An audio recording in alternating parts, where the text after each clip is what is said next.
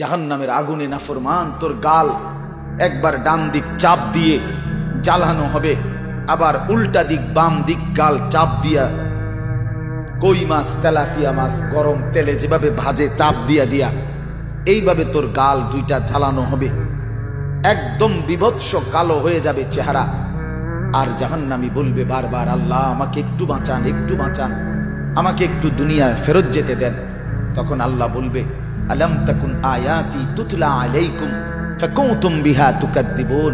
আমার বান্দা বলো তো, আমার কোরআন, আমার আয়াত, আমার কথাগুলো কি তোমার কাছে বারবার বলা হয়নি?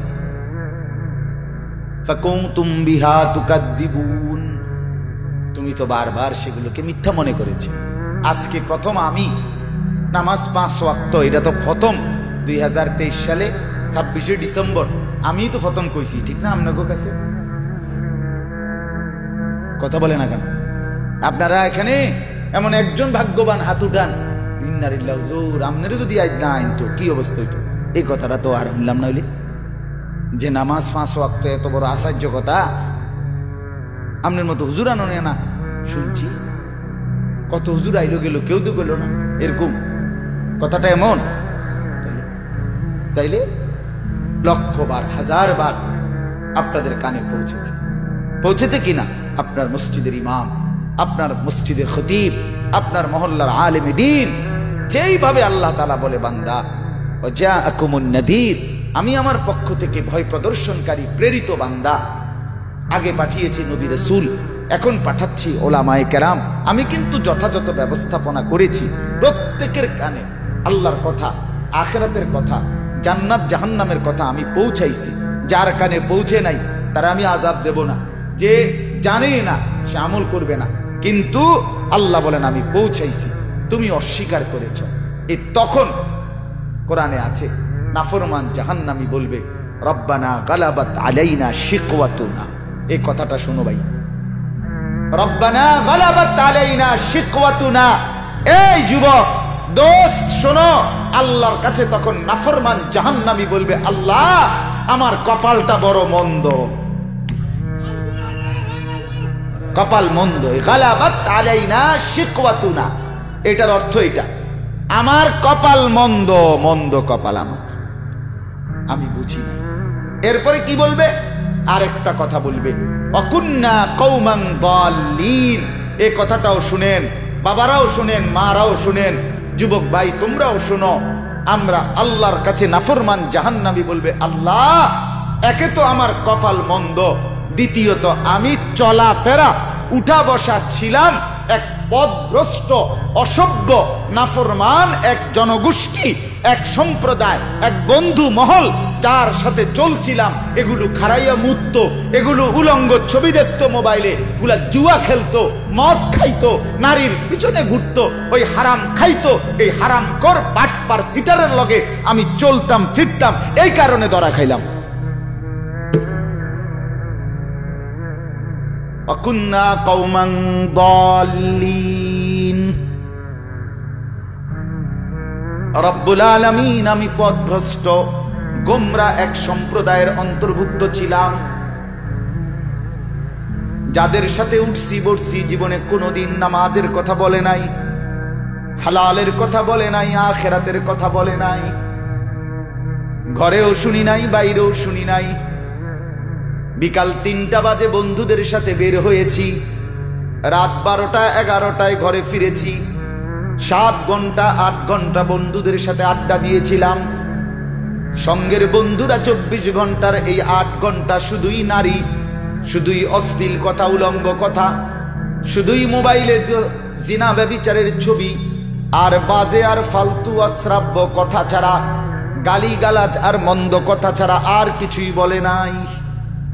হাসতে হাসতে তো অনেকে, আমি কত সময় দেখি চলাফেরায় সমবয়সী বন্ধু মানুষ, আহারে একজন আরেকজনকে অকথ্য গালি দেয় হাসতে হাসতে, একের কোনো কারণ ছাড়া, শুধু শুধু। এটা কি? আরে বেটা তুই এমনি গালি দেস কেন মানুষটা? ছি ছি ছি ছি, শুধু শুধু গালি দেয়, শুধু শুধু, শুধু শুধু একজনের লাথি দিয়ে লাইল, শুধু শুধু থাপ্পড় দিয়ে লাইল। কিরে থাপ্পড়? এ দোস্ত কি অসুবিধা? কিছু বলে এতে ব্যথা পায়, কিছু কি অসুবিধা কি? এমন বর্বর মূর্খ নাদান। এই জন্য একজন ভালো সঙ্গী পাওয়া সবচেয়ে বড় সম্পদ, অনেক বড় নিয়াম। উপযুক্ত বন্ধু পাওয়া, যে বন্ধু আখিরাত মনে করা। এই জন্য আল্লাহ রাসূল সাল্লাল্লাহু আলাইহি ওয়াসাল্লাম বলেছেন, যার কপালে একজন নেককার স্ত্রী সঙ্গী বিবি জুটছে, সুবহানাল্লাহ, তুঈনুহু আলা দীনিহি আই ঈমানিহি, যেই বিবি তাকে নেকের কাজে, দ্বীনের কাজে, ঈমানের কাজে সহযোগিতা করে, কসম আল্লাহর রাসূল বলে কোন মুমিন বান্দা এই কায়নাতের দুনিয়ার সবচেয়ে বড় সম্পদ এটাই অর্জন করলো, একজন নেককার পবিত্রা দিনদার স্ত্রী জুটে গেল। একজন সঙ্গী, যে সঙ্গী তাকে আখিরাত মনে করা, পরকাল মনে করা, এমন একটা স্ত্রী যার কপালে জুটছে। রাসূল বলে মাস্তাফাদাল মুমিনু মিন বা'দি তাকওয়াল্লাহ আল মারআতুস সালিহা। আল্লাহকে ভয় করে এক মুমিন বান্দা যা কিছু দুনিয়ায় অর্জন করলো, তার মধ্যে সবচেয়ে বেশি উপকৃত হলো যেই নিয়ামত দ্বারা, সেটা হলো একজন পবিত্র স্ত্রী সঙ্গী। সঙ্গী বড় নিয়ামত, সঙ্গী বড় নিয়ামত।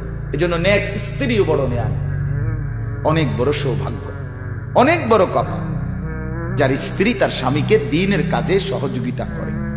আমরা ব্যক্তিগতভাবে যদি নেক স্ত্রী বুঝমান না পাইতাম, তাহলে এই সারাটা বছর চরকির মতো দৌড়াই, সারাটা বছর। আমি ফজরের ওয়াক্তের একটু আগে হাঁটাজারি চট্টগ্রাম থেকে আসছি, 2 ঘন্টা 4 ঘন্টা 5 ঘন্টা সংসার ঘরে, এই এতটুকুই জিন্দিগি, উঠেই দৌড়, উঠেই দৌড়, উঠেই দৌড়। তো বিবি এটা বোঝে যে এটা আখিরাতের পুঁজি হচ্ছে। একজন স্ত্রী যদি সহযোগী হয়, উত্তম সঙ্গী হয়, অনেক বড় সঙ্গী।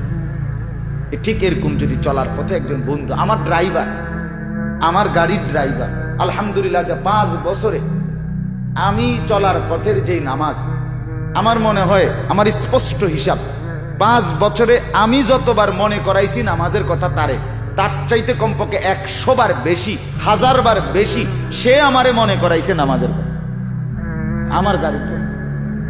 আলহামদুলিল্লাহ, সঙ্গী সঙ্গী। আমি কত সময় গাড়িতে ঘুমাই যাই পরিশ্রমের, কিন্তু অটোমেটিক সে স্বাভাবিক হিসাব করেই কোথায় গিয়ে জামাত পড়তে হবে, টাইমলি জামাতের 5 মিনিট আগে, যাতে ওযু করতে পারি 6-7 মিনিট আগে, উপযুক্ত সময়ে সে আপনার গাড়ি থামায়, জামাতের জন্য রেডি। উত্তম সঙ্গী, এটা বড় নিয়ামত, এটা বড় কি বড় নিয়ামত।